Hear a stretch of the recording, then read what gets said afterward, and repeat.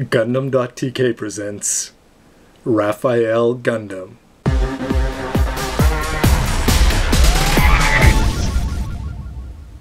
What's up again, everybody? This is the Raphael Gundam, this is Robert 184, and I'm sending out, instead of claws, my final thoughts here on the high-grade Raphael Gundam.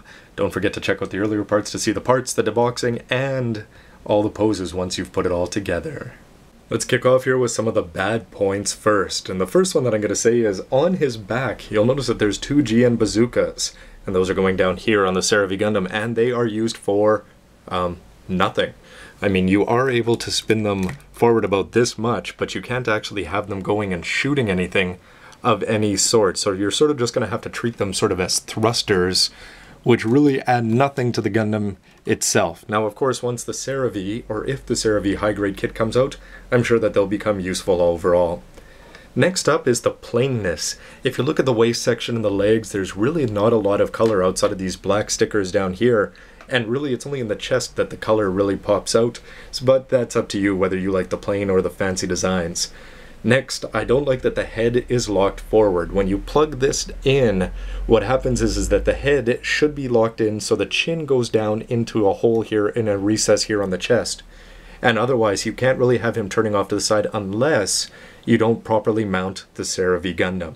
That brings me to my next point, which is the mount mechanism is poor. I expected that this thing is going to have an awesome mechanism so that when you plug this down, it's going to stay into place, but actually it's pretty weak and it can be dislodged. Now then again, you're not going to be having him sort of angled off to the side, so it's not going to be an issue too often.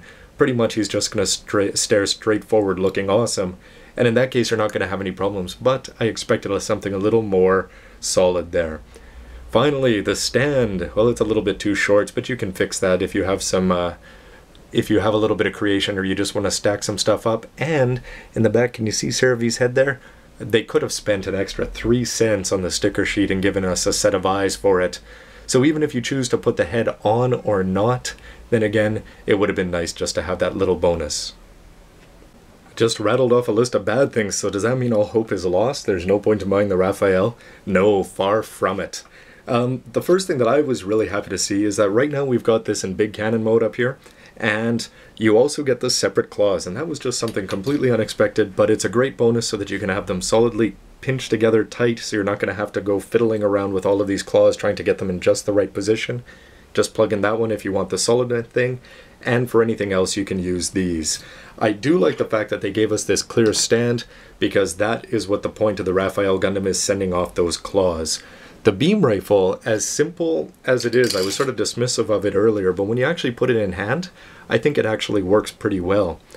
Next up, we have the looks of the Gundam itself. I complained earlier that it's a little bit plain, but it's the upper body. When you get into the red, the purple, the yellow, and the way that the head works with the red goatee poking through and the large white chin, etc., I think everything about this looks pretty cool. And the colors really pop, and I'm glad that they incorporated the purple. It's got decent posability, but then again, you're going to be sticking him up in the air and just having him go booah and send off all of his weapons, so I don't really expect that you're going to be trying to pull off any sort of Exia type slashing poses, etc. And my final criteria is always, whether I like a kit or not, is does this capture the feeling and the power of the anime, and in this case the movie? And I hope you all have a chance to see it soon, and for me the answer has to be yes. It's a towering kit. It stands 2 heads bigger than 00 Quanta. When you slap on the Raphael 2, the Raphael 2 looks awesome. You've got all the posability with it sending out the big cannon, the claws off to the side. Really, there's hardly anything that you can't do with this, and it does exactly what I wanted it to do.